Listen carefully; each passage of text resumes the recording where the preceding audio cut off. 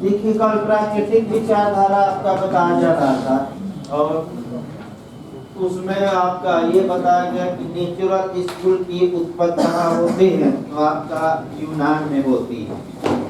और इसके प्रवर्तक यानी कि आपका प्राकृतिक विचारधारा एक ऐसी विचारधारा है जो प्राचीन काल से लेकर वर्तमान समय तक मौजूद है और वर्तमान समय में आपका इसे किस रूप में जाना जाता है, तो आपका प्राकृतिक न्याय के सिद्धांत कुछ है उस रूप में जाना जाता है। लास्ट में बताया जाए, अंत में जो इंटरव्यू में पूछा जाता है कि नेचुरल स्कूल जो है इसका भारत में कहाँ कहाँ एप्लीकेशन है, अर्थात भारत में कहाँ कहाँ प्राकृतिक विचारधारा को समाहित किया गया है।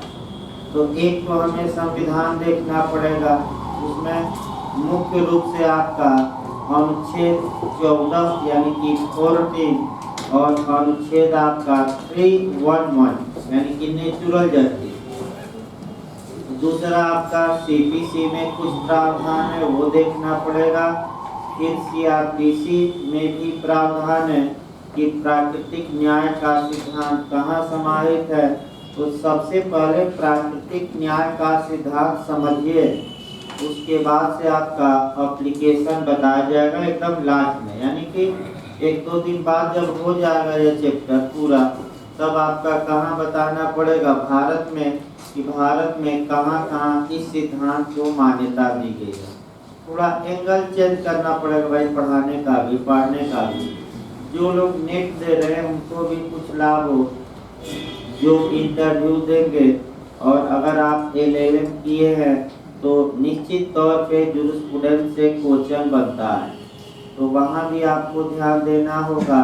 और आपका भारत में एप्लीकेशन ज़्यादा पूछा जाता है यानी आपका। तो आइए देखा जाए आपका प्राकृतिक विचारधारा को, जो आपका चूँकि प्राचीन काल से लेकर आज तक विद्यमान है प्राकृतिक विचारधारा, अतः इसे 5 कालखंडों में बांट कर पढ़ा जाता है। और पांचों खंड काल में कौन कौन विद्वान थे, क्या क्या हुआ, कौन डार्क युग था, कौन आपका रिफॉर्मेटिव युग था या गोल्डन युग था, और कौन विद्वान क्या कहा है, कुछ कोटेशन यही आपको याद करना है। देखिए पहला जो शुरू किए थे आपका, वह प्राचीन आपका काल से शुरू किए थे।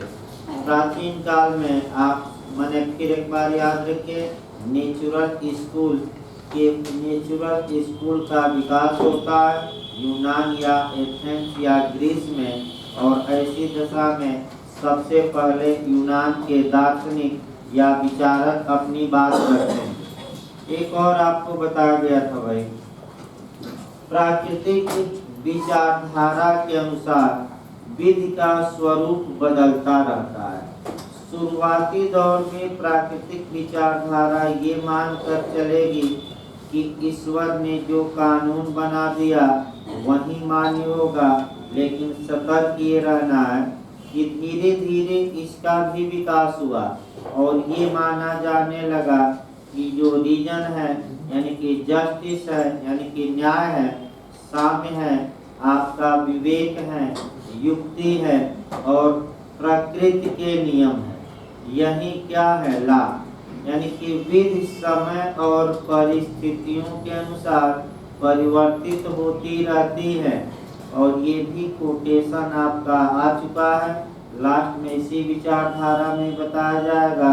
स्टेमलर यानी कि स्टेमलर ये बताते हैं कि समय और काल खंड के अनुसार कानून क्या होता है। और निश्चित रूप से हम भारत में देखेंगे कि भारत में तमाम नियम इन 200 वर्षों और 300 वर्षों के बीच परिवर्तित हुए हैं। जैसे सती प्रथा हुई, बाल विवाह हुआ, विधवा विवाह हुआ, बहु विवाह हुआ, तमाम ऐसे आपका नियम मिल जाएंगे। जार कर्म हुआ, यानी कि तमाम ऐसे नियम देखेंगे जो समय और परिस्थितियों के साथ क्या हुए, बदल गए। तो आपका पहला हम शुरू किए थे, आपका 5 भागों में बांटे थे। और पहला हम क्या शुरू किए थे? प्राचीन काल। प्राचीन काल में आपका सबसे पहले विद्वान कौन आते हैं? हेराक्लिट आते हैं। 500 ईसा पूर्व, ईस्वी नहीं, यानी कि ईस्वी शुरू होने के 500 वर्ष पहले से हम शुरू कर रहे हैं। तो हेराक्लिट, देखिए आपका मेंस में और इसमें भी क्वेश्चन भाई बता दिया जाए तब शुरू किया जाए। मेंस में जो झारखंड इतिहास में है उसमें ये पूछा जाता है इस विचारधारा से कि प्राकृतिक विचारधारा के इतिहास का वर्णन करिए। तो जब भी आपका इतिहास पूछे तो 3-4 लाइन भूमिका बांध के और जो ये 5 कालखंड हम बताएंगे इसी पांचों को लिखना है। और आपका विद्वान पूरा न लिखिएगा, हम बताएंगे कि कौन कौन मेन है। तो 6-7 विद्वानों का कोटेशन और उनकी 2-2 3-3 लाइन क्या व्याख्या। अंत में जब भी लिखिए, भारत में भले 4 लाइन लिखिए लेकिन भारतीय विधि में उसे समाहित जरूर करा दीजिए। देखिए आपका हेराक्लिट क्या कहता है, ये कोटेशन लिखवाया गया था। शुरुआती दौर में यूनान में दार्शनिक हुआ करते थे और तमाम दार्शनिक आएंगे, अभी भी आएंगे अभी आगे। और आपका पहला आते हैं कौन सा? हेराक्लिट। हेराक्लिट क्या कहते हैं आपका कि बुद्धिमानी सत्य को बोलने तथा प्रकृति के अनुसार आचरण करने में निहित है। यानी कि प्रत्येक व्यक्ति का यह कर्तव्य है कि वह सत्य बोले और नेचर या प्रकृति के नियमों का क्या करे? पालन। तो भाई शुरुआती दौर में ये माना जाता था कि कानून प्राकृतिक देन है और प्रकृति ने जो नियम बना दिए, नेचर ने जो नियम बना दिए, व्यक्तियों को उनका क्या करना चाहिए? पालन। इसी आधार पर आपका कह सकते हैं कि ये सिद्धांत दिए। तो जन्मदाता पूछ ले कि कौन से प्राकृतिक विचारधारा के, तो हेराक्लिट मारना है भाई। देखिए अगला लिखिए सोफोक्लिस, इसमें विद्वान लिखिए, हेराक्लिट लिखवा दिया गया था। सोफोक्लिस ये भी लगभग 500 ईसा पूर्व के थे। लिख लीजिए लगभग, भाई एकदम एक्यूरेट नहीं है, बैठिए आराम से। लगभग 500 ईसा पूर्व। देखिए आपका सोफोक्लिस, हेराक्लिट के बाद कौन आते हैं यूनान में? ये यूनान चल रहा है भाई, तो यूनान में आपका कौन आते हैं? हेराक्लिट, सोफोक्लिस। ये भी अपना 2-3 लाइन वाक्य बोलेंगे। देखिए क्या कह रहे हैं, लिखिए भाई तब समझा जाए। कुछ ऐसे अलिखित कानून हैं, लिखते रहिए, कुछ ऐसे अलिखित कानून हैं जो सभी प्राणियों के प्रति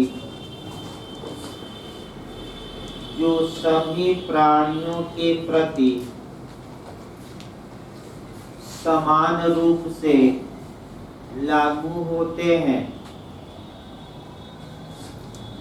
कुछ ऐसे अलिखित कानून हैं जो सभी प्राणियों के प्रति समान रूप से लागू होते हैं।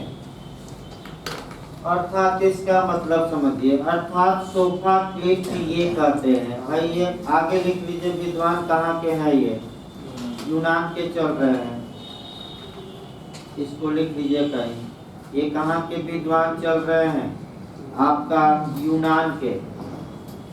ये दोनों विद्वान, ये भी पूछा जाता है कहाँ के हैं और किस विचारधारा से हैं। तो कौन सी विचारधारा चल रही है?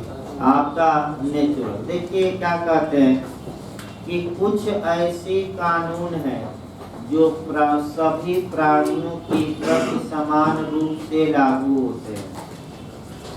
इसका मतलब ये हुआ कि कुछ ऐसे प्रकृति के नियम हैं जो चाहे मानव हो चाहे आपका पशु हो, पक्षी हो, सबके लिए समान है।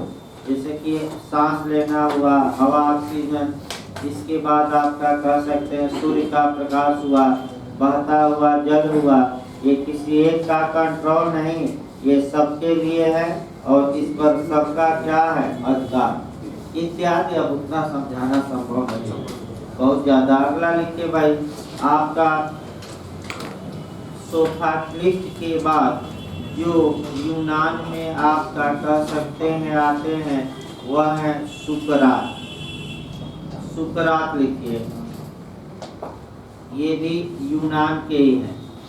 सुकरात ये भी कहाँ के हैं, यूनान के ही हैं। और आपका सुकरात क्या कहते हैं ये देखना है। हाँ लिखिए भाई, इनका आपका 469 ईसा पूर्व से 399 ईसा पूर्व। अभी ईसा पूर्व में ही चला जा रहा है। लिखिए 469 469 ईसा पूर्व से उल्टा चलता है वहाँ, ईसा पूर्व से 399 ईसा पूर्व तक, 399 ईसा पूर्व तक। अब ये क्या कहते हैं, हमें ये देखना है। देखिए आपका सुकरात के बारे में आपका काफी कह सकते हैं कि जो सुकरात थे, ये इनके बारे में थोड़ा समझिए, उसके बाद से इनके बारे में लिखा जाए।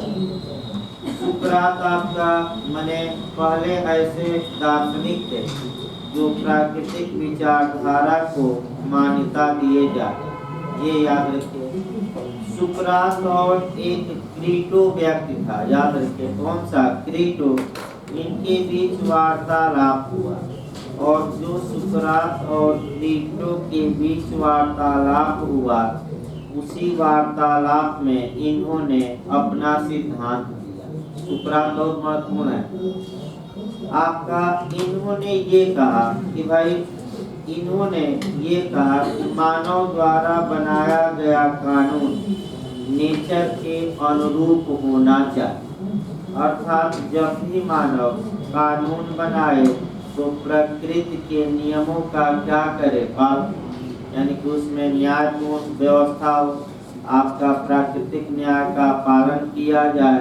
कानून कह सकते हैं ठीक होना चाहिए। सुकरात ने ये लोगों को बताया कि मानव सर्वश्रेष्ठ नहीं है, बल्कि कौन सर्वश्रेष्ठ है, नेचर है। और जब भी राजा कानून बनाए तो प्रकृति के नियमों का क्या करे, पालन।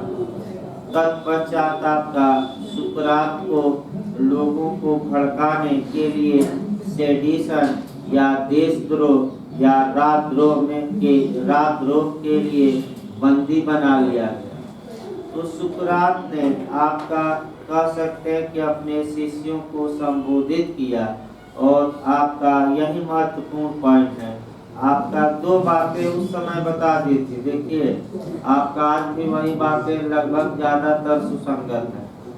आपका इन्होंने ये बताया कि अगर सम्राट या राजा कोई कानून बनाता है और वह कानून प्रकृति के नियमों के विपरीत है, तो ऐसी दशा में जनता के पास दो विकल्प है। जनता के पास कितने विकल्प हैं? तो पहला विकल्प ये है कि उस कानून का विरोध करे और सम्राट या राजा से मांग करे कि उस कानून में सुधार किया जाए और वह कानून प्रकृति के नियमों के अनुसार बनाया। यानी कि पहली बात ये कह रहे हैं कि जनता उसी देश में रहे और शासक की नीतियों का विरोध करे, ताकि शासक पर दबाव पड़े कि वह माने जो कानून बनाया है वह प्रकृति के अनुरूप। दूसरी बात ये कहते हैं कि अगर शासक द्वारा बनाया गया, पहला ये हो गया कि अगर किसी को शासक द्वारा बनाया गया कानून मंजूर नहीं है तो वह आंदोलन करे, अपनी बात रखे और शासक पर दबाव बनाए कि वह अपने कानून में क्या करे, बदलाव। लेकिन एक दूसरा तरीका भी आपका ये बताते हैं कि अगर किसी को राजा या उस समय राजा ही होते थे, अब तो संसद है ना, बहुत माने पुरानी संसद नहीं है। तो अगर राजा द्वारा बनाया गया कानून किसी को पसंद न हो तो दूसरा उपाय भी वो बताते हैं कि वह उस देश को त्याग कर दूसरे देश में चला जाए। अगर हम इनको वर्तमान समय में, दो ये बताते हैं नियम, अब इनको वर्तमान समय में थोड़ा आप जोड़िए। आपका किसान आंदोलन चल रहा है, इसी पर हम जोड़ते हैं भाई।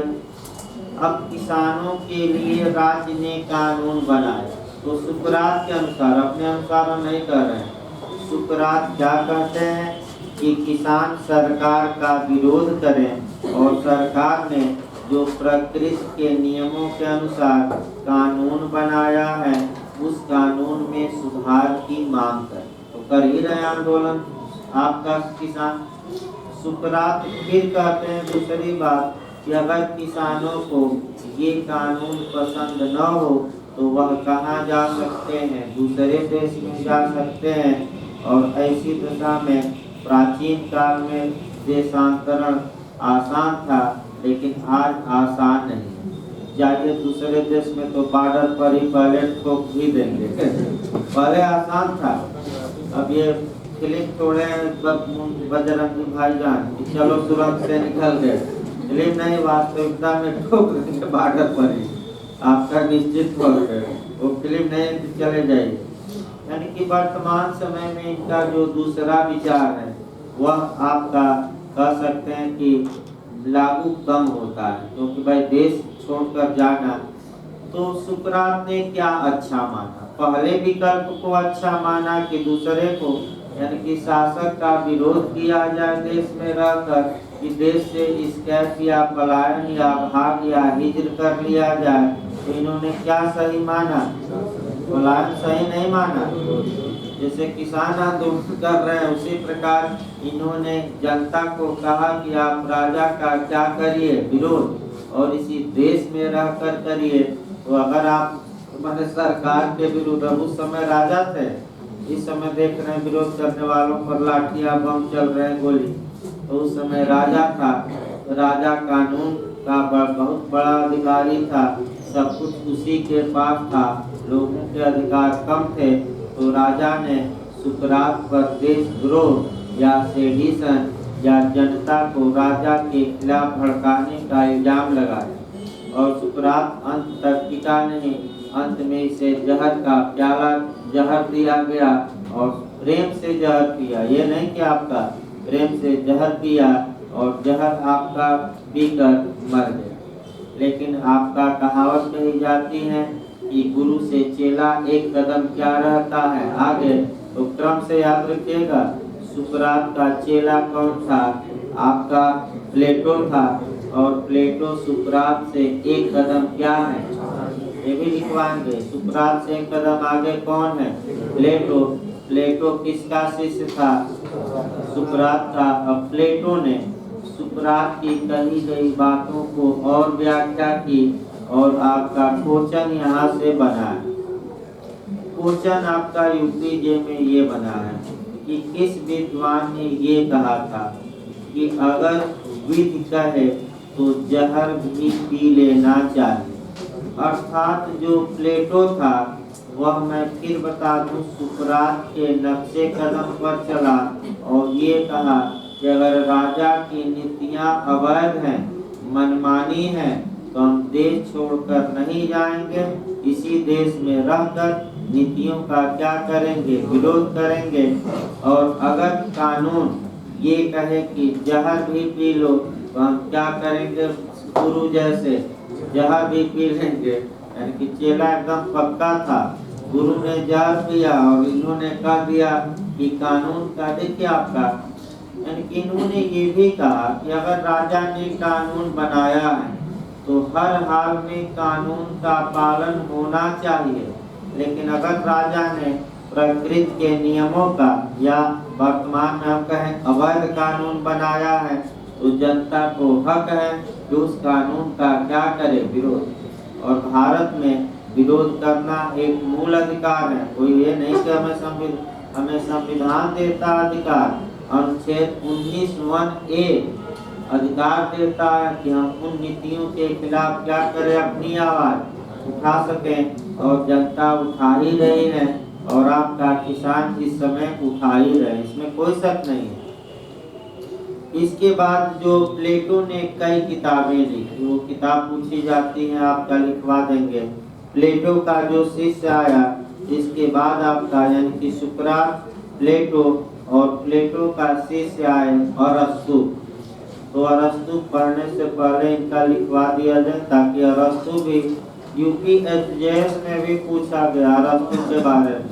और अरस्तु क्रम से बैठा लीजिए दिमाग में, पहले कौन आया, उसका एक कदम आगे कौन था, और उससे एक कदम आगे। तो प्लेटो किसका शिष्य था, सुकरात का। अरस्तु किसका शिष्य था, प्लेटो। ये तो कम से कम क्रम याद रहे। लिखिए भाई, सुकरात के बारे में लिखिए, पहले सुकरात के बारे में लिखवा दिया जाए, तब प्लेटो पर आ जाए। लिखिए, इन्हें शास्त्रीय प्राकृतिक विचारधारा का जन्मदाता माना जाता है। ये सुकरात में चल रहा है। इन्हें शास्त्रीय विचारधारा का, शास्त्रीय प्राकृतिक विचारधारा, इन्हें शास्त्रीय प्राकृतिक विचारधारा का जन्मदाता या फादर माना जाता है। पहला नियम,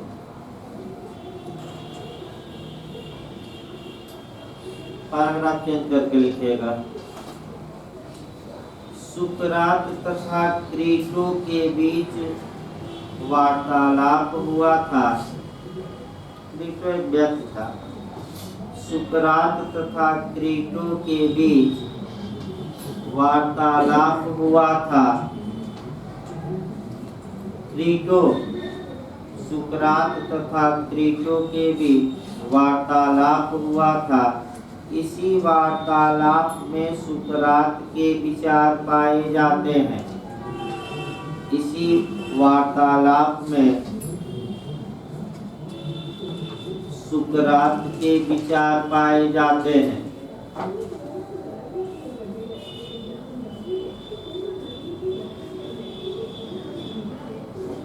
इनका मानना था कि, अब इनका कोटेशन लिखिए, कोटेशन ही महत्वपूर्ण है भाई, क्रम से भी याद रखिएगा। यूपीजे में क्रम से पूछा है, पहले कौन, उसके बाद कौन, उसके बाद कौन, ये भी याद रखना है। इनका मानना था कि मानव द्वारा बनाया गया कानून, मानव द्वारा बनाया गया कानून, मानव द्वारा बनाया गया कानून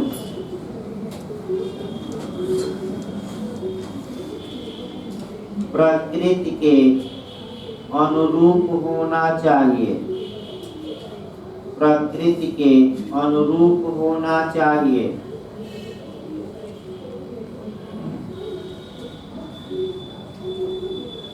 पैराग्राफ चेंज करके फिर लिखिए जो नियम बताया गया। लिखिए, मानव द्वारा, नहीं फिर वाक्य चेंज कर दीजिए। राज्य का अस्तित्व, अस्तित्व में मौजूद होना, राज्य का अस्तित्व उसकी विधि पर अवलंबित होता है। राज्य का अस्तित्व भी समझाया गया था, इसी को लिखवाना है। राज्य का अस्तित्व उसकी विधि पर अवलंबित होता है। अवलंबित होता माने निर्भर करता है। राज्य का अस्तित्व उसकी विधि पर निर्भर करता है। यदि कोई व्यक्ति राज्य की विधि को, विकेसी में, यदि कोई व्यक्ति राज्य की विधि को मानने से इनकार करता है,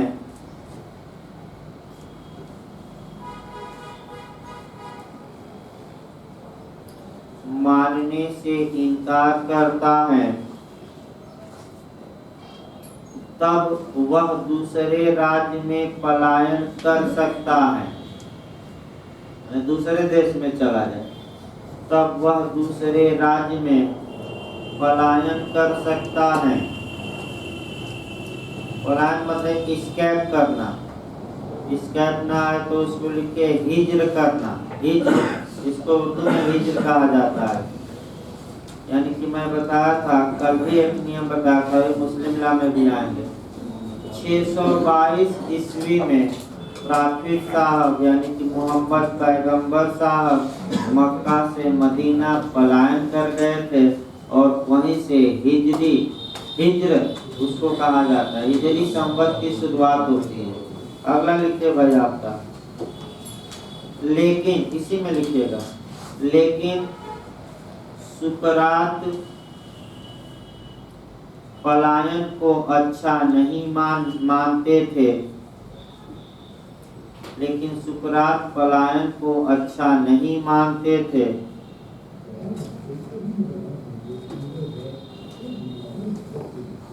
तथा उनका मानना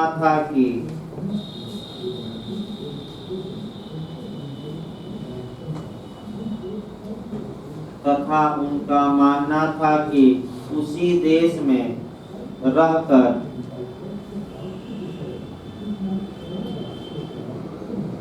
विधि में सुधार की मांग की जानी चाहिए। यानी कि किसानों जैसे क्या करना चाहिए, आंदोलन। ये लोकतंत्र उस समय नहीं था कि आंदोलन करवा दीजिए, उस समय आंदोलनकारियों बता दिया जाए एक नियम और भाई, नहीं तो आप लोग भी देखिए लिख लेना, मांग की जानी चाहिए। एक नियम और जानिए, जो ये आप लोग देख रहे हैं कि अनुच्छेद आर्टिकल 19 में आपका सभा करने, सम्मेलन करने इत्यादि का मौलिक अधिकार है। लेकिन प्राचीन काल में मैं बता दूं, अगर कहीं सभा होती थी तो राजा सतर्क हो जाता था और ये सोचता था कि ये हमारे राज्य में ये लोग क्या करेंगे, जुटकर विद्रोह, और तुरंत अपना हलचल हो जाती थी। आज भी कहीं सजा माने आपका सभा होती है तो आप देखे होंगे पुलिस वाले सादे ड्रेस में जासूसी करते रहते हैं कि कौन क्या बोल रहा है, कौन क्या कह रहा है, और एक खबर भले आपको भनक न हो, भीड़ का अंग बनकर पुलिस वाले आपका जासूसी करते हैं और सरकार को एक छोटी छोटी क्या करते हैं, रिपोर्ट देते हैं। आपको पता ही नहीं रहेगा कि कौन इसमें आंदोलनकारी है और कौन जासूस है, इसमें कोई शक नहीं है। आपका जासूसी करते हैं। उस समय ऐसा नहीं था, उस समय राजा डर जाता था कि हजारों की भीड़ ये तो हमारा राज्य बर्बाद कर देगी, लेकिन आज हमारा मूल अधिकार है। अगला लिखिए भाई आपका, तो वो लिखवाना नहीं भाई, सुकरात को जहर दिया गया वो तो याद रखिए, वो नहीं लिखवाना, वो नहीं पूछेगा। अगला लिखिए प्लेटो।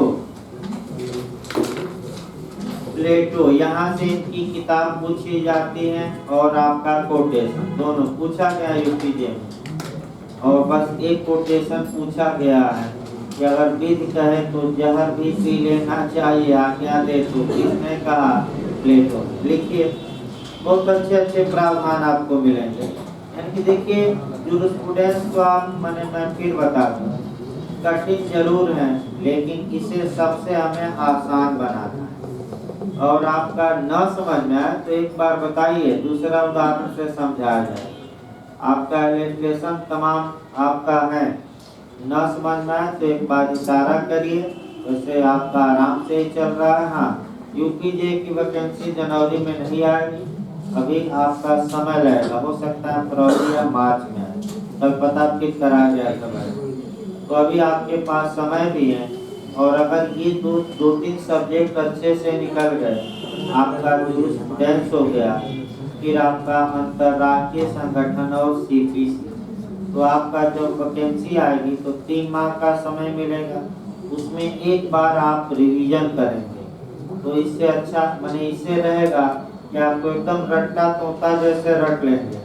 कंसेप्ट इधर क्लियर कर लीजिए और उस समय स्पीडी बैच में 10 दिन में लास्ट में क्या किया जाएगा, हाँ, मतलब वहाँ 10 दिन से अधिक नहीं चलेगा। जैसे CRPC चल रही है, संविधान, ऐसे लास्ट में चल स्पीडी बैच लास्ट में ही चलता है भाई 11-11 बजे से। तो एक रेगुलर बैच आपका चलता रहे 8 से 11, उसके बाद जितना स्पीड में पढ़ना हो 11 से 12:30 तक स्पीड में चला जाएगा। तो आपके लिए अच्छा यही होगा कि इस समय एक छोटी छोटी बातें कंसेप्ट के साथ और मॉडल के साथ तैयार करते रहिए। लिखिए भाई सुकरात के बारे में, नहीं प्लेटो, 427 ईसा पूर्व से, लिखिए 427, 427 ईसा पूर्व से 347 ईसा पूर्व। ये थोड़ा लिखते रहेगा। यूनान चल रहे हैं, कहाँ सब चल रहे हैं अभी? ग्रीस, एथेंस या यूनान का चल रहा है। ये नहीं कि रोम न मार दीजिएगा, क्योंकि अभी अंतर आएगा। ये सब विचारक कहाँ के हैं? यूनान। लिखिए भाई इनका, ये सुकरात के शिष्य थे तथा सुकरात से इन्हें एक कदम आगे माना जाता है। पहला क्वेश्चन आपका यहाँ से उठेगा। ये सुकरात के शिष्य थे, ये सुकरात के शिष्य थे तथा इन्हें सुकरात से एक कदम आगे माना जाता है।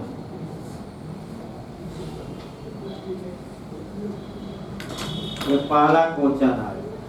दूसरा क्वेश्चन लिखिए, इन्हें अफलातून भी कहा जाता है।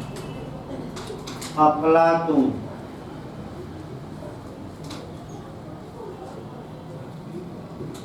अफलातून भाई किसको कहा जाता है? मैंने भारत में कहा जाए बहुत, ये अफलातून है। अफलातून माने मन मर्जी करने वाला, यानी कि आपका जो मन में आए क्या किया बोला, और किसी से डर है उसको नहीं, यानी कि आगे नाक न पीछे पगा, कोई आपका ये नहीं है। सभी तो कह रहे हैं कानून तय तो क्या पी लो। अगला लिखिए भाई, इनका मानना था कि यदि विधि आज्ञा दे, यही अंडरलाइन कर लीजिएगा, पूछा गया है। इनका मानना था कि, अंडरलाइन कर लीजिएगा, रिपीटेड क्वेश्चन है। यदि विधि आज्ञा दे तो जहर भी पी लेना चाहिए।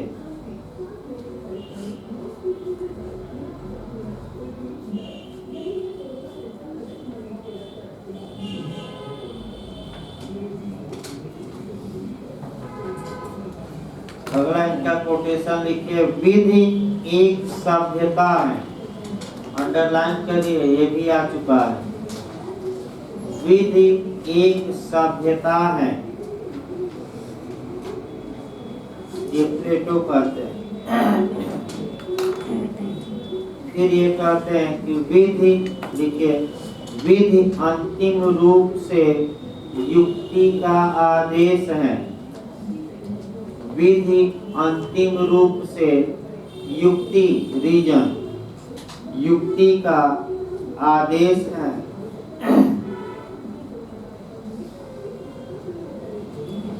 फिर लिखिए पैराग्राफ चेंज करके, इनका मानना था कि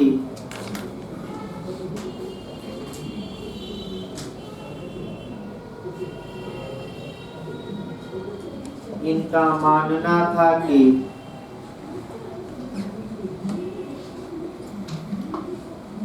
लोगों को विधि के पालन के लिए प्रेरित करना चाहिए। लोगों को विधि का पालन के लिए प्रेरित करना चाहिए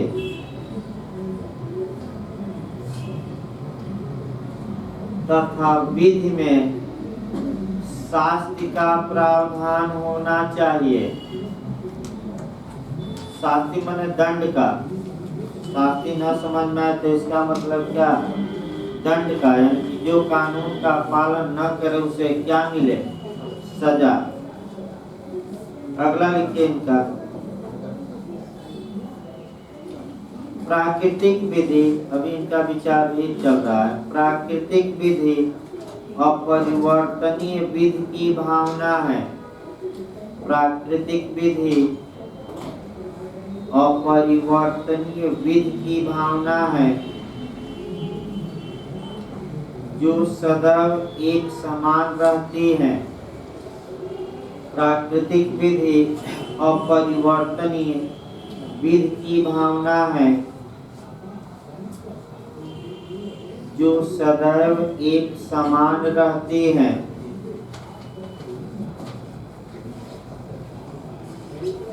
पैराग्राफ चेंज करके लिखे, इन्होंने निम्नलिखित किताबें लिखी। इन्होंने, किताब भी यहाँ लिखवाना है इनका। जो भी विद्वान आए, कुछ किताबें मैं एक जगह एकत्र करवाया था और अब आपका अलग अलग विद्वानों की अलग अलग किताबें पढ़ाते समय वहाँ भी लिखवाना है। लिखे इनकी किताब द रिपब्लिक, ये चांस रहता है पूछने का, बहुत प्रसिद्ध किताब है द रिपब्लिक। लिखिए माइनोस, दूसरा है माइनोस, माइनोस। तीसरा है द लास्ट डे ऑफ सुकरात। बहुत विस्तृत वर्णन किए हैं कि जब अंतिम दिन सुकरात जहर का प्याला मैंने पीने वाला था, तो उस दिन उसके विचार क्या थे, हाव भाव क्या थे, वह क्या सोच रहा था। ये किसने लिखा? प्लेटो ने। यानी कि द लास्ट डे ऑफ सुकरात। अगला किताब लिखे द स्टेटमैन, ये भी काफी महत्वपूर्ण किताब है भाई। द स्टेटमैन अंडरलाइन कर लीजिएगा। और अंतिम कृति है दलाज, माने विधि, दलाज विधि। 3 किताबें इसमें महत्वपूर्ण है, मैं बता दूं। रिपब्लिक, दूसरा आपका द स्टेटमैन, तीसरा लाज भी पूछा जाता है। और आपका एक किताब और याद करना पड़ेगा, द लास्ट डे ऑफ सुकरात। और आपका जो पूछा गया कोटेशन कि विधि अगर आज्ञा दे तो क्या पी लेना चाहिए, कोई माने दोष नहीं है जहर पीने में। अब आइए अगला किसका चेला, आइए लिखा जाए। अब कौन बचा? सुकरात हो गए, प्लेटो हो गए, तो कौन बचे? अरस्तु। लिखे भाई अरस्तु, अरस्तु के बारे में लिखिए। अरस्तु 384 ईसा पूर्व से 322 ईसा पूर्व। 384 ईसा पूर्व से 322 ईसा पूर्व, माने 384 BC से 322 BC। लिखिए यह प्लेटो के शिष्य थे। लिख लीजिएगा यूनान के ही थे, अभी यूनान चल रहा है। प्राचीन काल में कौन अभी चल रहा है, कम से कम विद्वान कहाँ का था ये भी लिखते रहिए। ये यूनान के थे। देखिए ये प्लेटो के शिष्य थे, ये प्लेटो के शिष्य थे तथा प्लेटो से एक कदम आगे थे। चेले को हमेशा ज्यादातर गुरु से एक कदम आगे करा दीजिएगा। यह प्लेटो के शिष्य थे तथा प्लेटो से एक कदम आगे थे। देखिए आपका सुकरात कहते क्या है आपका, और सुकरात ने आपका 2-3 बहुत कह सकते हैं कि सिद्धांत अच्छा दिया, जो वर्तमान में आपका कह सकते हैं कि भारतीय संविधान में भी समाहित किया गया। देखिए आपका कह सकते हैं कि एक तो आपका जो इनका कोटेशन है, पहले हम कोटेशन देखते हैं।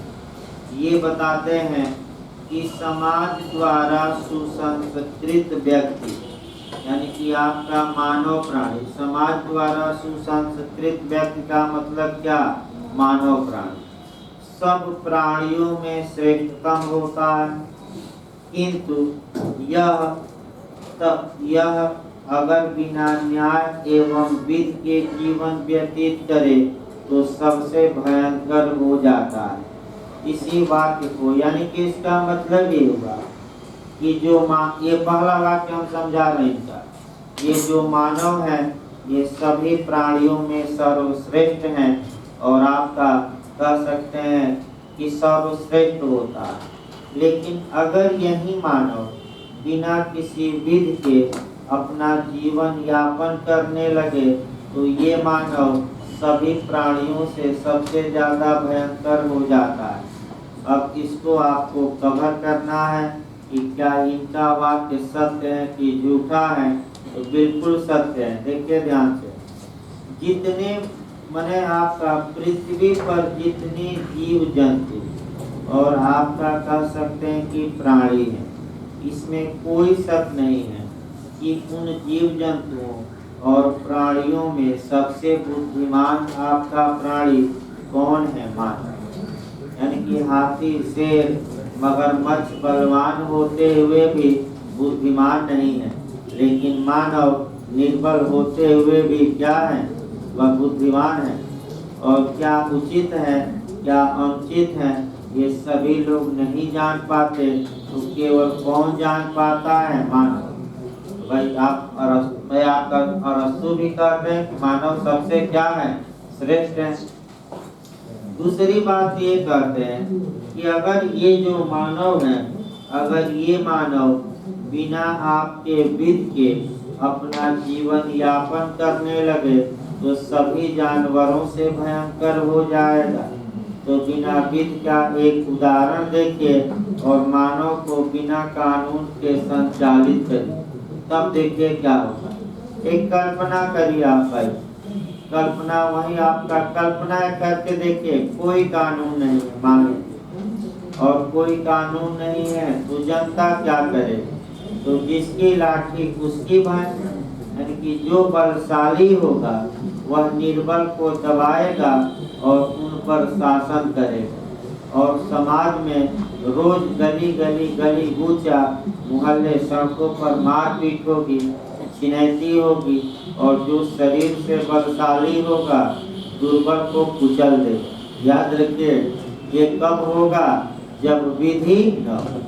यानी कि कानून इसलिए बनाया जाता है, ये जो बुद्धिमान तिकड़मबाज मानव है, अब अपनी भाषा में आइए, तो बुद्धिमान छोड़िए, जो ये तिकड़मी मानव है, जो क्या उचित है क्या अनुचित है ये सोच सकता है, तो अनुचित सोचने पर और इसके अनुचित करने पर कानून रोक लगाता है, कानून डरवाता है कि आप मानव प्राणी है, सबसे भयंकर हो सकते हैं, भयंकर न होइए, क्योंकि कानून का राज है, आपका राज नहीं।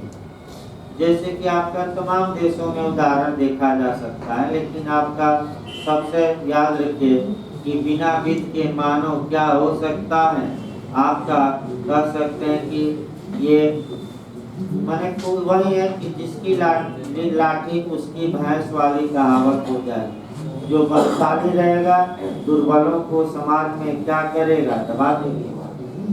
दूसरी बात जो और महत्वपूर्ण ये कहते हैं इक्विटी के बारे में, कि जो इक्विटी होती है या आपका कह सकते हैं जो साम्य होता है, साम्य को पहले समझिए भाई, साम्य विधि में सुधार के लिए बनाया जाता है, कानून को समाप्त करने के लिए नहीं। पूछ सकता है, और बहुत व्यापक इन्होंने व्याख्या की, साम्य का कार्य क्या है? विधि में सुधार करना। तो आइए अब 5 मिनट की इक्विटी जानिए कम से कम, ताकि बिहार का 2-3 हेडो क्वेश्चन तो निकाल ही दिया जाएगा। इक्विटी जानिए भाई आप अच्छे से। देखिए इक्विटी शब्द इक्विटास से बना, किससे? इक्विटास का मतलब होता है इक्वल। इक्वल का सामान्य मतलब हुआ समता। समता का सामान्य मतलब हुआ माने जनरल वे में देखा जाए तो बराबर। तो किनके बीच बराबर बताइए भाई? बराबर स्टेटस वालों के बीच बराबरी कि जिनके स्टेटस बराबर नहीं है उनके बीच बराबरी। हाँ, तो बराबर स्टेटस वालों के बीच बराबरी यानी कि इसको शुद्ध हिंदी में कहा जाएगा इक्वल स्टेटस जो लोग रखते हैं उनके उनके बीच कानून इक्वल व्यवहार करे। और अगर व्यक्तियों की हैसियत या स्टेटस या परिस्थिति भिन्न भिन्न है तो उनके बीच भिन्न भिन्न व्यवहार किया जा सकता है, विभेद किया जा सकता है। या इसमें संविधान में बना है कि ये जो मैं सिद्धांत बनाया ये किस अनुच्छेद में समाहित है? 14। सही बता रहे हैं में यही बात किसमें आया है? जीएस में, आईएएस में बिहार में बना सकता है। तो भिन्न भिन्न परिस्थिति अगर हैसियत भिन्न भिन्न हो तो व्यक्तियों के बीच भिन्न भिन्न व्यवहार किया जा सकता है। तो कौन से अनुच्छेद के तहत भिन्न भिन्न हैसियत के आधार पर भिन्न भिन्न व्यवहार करने का विशिष्ट नियम बताया गया है? तो अनुच्छेद 15 हो गया, 16 हो गया, 17 हो गया, 18। लेकिन 2 अनुच्छेद तो हैं, कौन कौन? मुख्य रूप से 15, 16 की स्टेटस भिन्न है तो बंटवारा किया जा सकता है और उनको आपका अलग किया जा सकता है। अब आइए इक्विटी के बारे में आगे आ जाए। इक्विटी क्या है? ये आपका बिहार में इस बार भी पूछा था। तो जो गुड कंसेंस होता है, गुड कंसेंस यानी कि जो अंतर आत्मा से बातें निकलती हैं अर्थात जो शुद्ध अंतःकरण होता है यानी कि जो दिल से बातें निकलती हैं, इस मामले में क्या होना चाहिए? वही इक्विटी है। और इस बार बिहार ने बनाया। जैसे कि किसान आंदोलन कर रहे हैं तो आप एक प्रूडेंट मैन हैं, आप अपना अस्थिर दिमाग करके बिना किसी पक्षपात के ये सोचिए इस मामले में क्या होना चाहिए।